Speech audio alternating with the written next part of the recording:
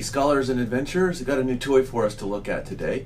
It's called a Segway Ninebot S1. It's down there. I've got kind of a fearsome relationship with it. In the past, I've done lots of other toys. I've done pogo sticks and stilts and ripsticks and all kinds of stuff. The last electric one I did was one of these. This is a hoverboard made by, I don't know who, Powerboard, whoever that is. Works pretty well, not that hard to ride. Even in my current age, I didn't have any problems getting on this thing and riding away. It has two wheels, it has two motors, although it does have a wheelbase of 0. Okay, so that worked. Here's the next step. These things are all really heavy because they're full of motors and batteries. This thing weighs about 30 pounds, so 14 kilograms or so. This is a self-stabilizing Segway unicycle, okay? And I want to talk a little bit about the dynamics of it and show you how the thing works. So, it's basically a motor and batteries, and it's got, I can't even hold this thing, it's got a wheel on the bottom, it moves like that, driven by what I assume is a hub motor.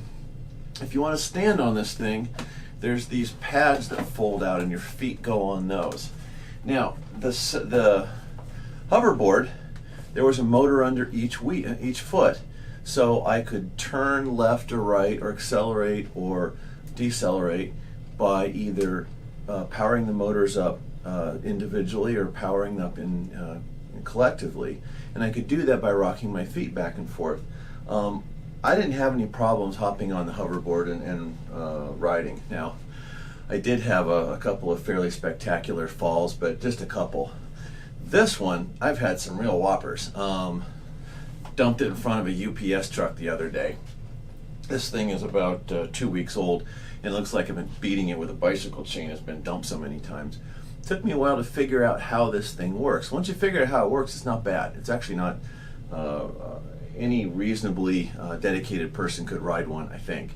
But here's the deal. Because it only has one wheel, I gotta hold it this way. Because this thing only has one wheel, and that wheel is, the axle is fixed with respect to the frame of this thing, it can't do anything, it can't give you any stability side to side. It only has 1 degree of freedom in control, and that's torque to the motor. Now, it can speed you up and slow you down so you can accelerate or brake with the motor, but that's it. All the other stability has to come from you. Now, I'm not sure what software is in this thing, but I don't think there's anything that keeps you stable laterally. If there is, I can't find it. The interesting part is, in order to ride it, you have to turn it on with one of these. You actually have to Bluetooth it to your cell phone before it'll work. So it lets you change parameters and things like that with it. So here's what we're going to do. I'm going to go outside here with the camera. I'm going to hop on this thing and see if I can get it down the hallway, and I'm going to show you how you turn it. Now, with the hoverboard, you powered up one motor more than the other one in order to turn. With this, if you want to turn, you have to lean it, okay? And it'll go in this direction, or if I lean it this way, it'll go to the right. The problem is, I'm not leaning. I have to stay straight. So I actually have to lean it left or right with my feet while I stay upright. The other one, just in case you ever have a chance to try one of these, there is a speed limiter on it. If you get going too fast, it starts to lean you back. But when it leans you back, it does not try to stop you. It does not try to slow you down. So it's trying to lean you back, trying to lean you back, trying to lean you back. In order to slow down, you have to purposely lean back even farther, and when you do, it'll start to slow down. If you don't do that, if you keep running it into the speed limiter, it'll eventually dump you off the back. Ask me how I know. That was one of my better falls, was doing that. It turns out if you're a 53-year-old professor at a university and you dump it in the street and wind up laying on your back, students will run up to you and ask you if you're okay. Fortunately, I was. So here, let's stop right here. We'll go out in the hallway and we'll have another go at this, okay?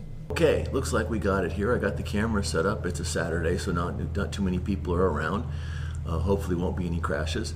The unicycle's right over there, so I'm going to hop on and I'm going to ride it past the camera and down the hallway, and I'll try to turn a little bit so you can see what's going on, okay?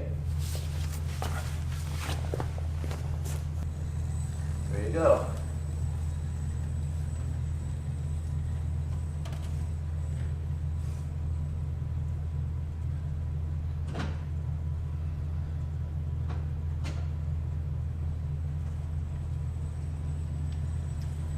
So I can turn here.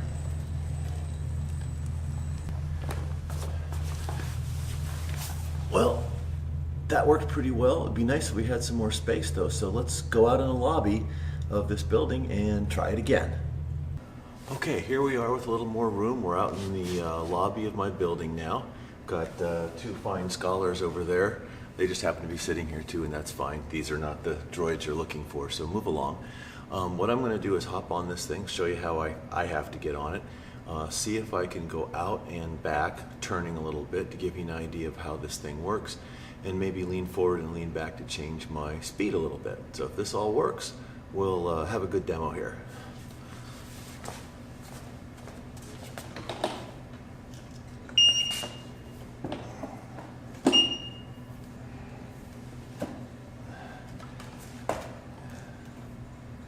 Backwards, there's forwards.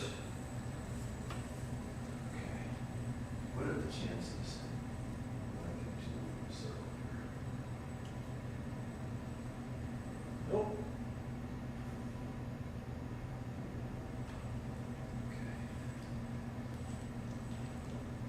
There we go.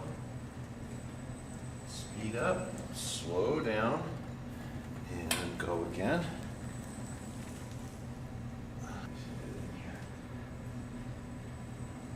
Go. The hard part, getting off of this thing. Okay. Turn it off. So, there you go. So, there you go. There's a Segway Ninebot S1, a sort of self-stabilizing unicycle. Probably the next generation from the hoverboard.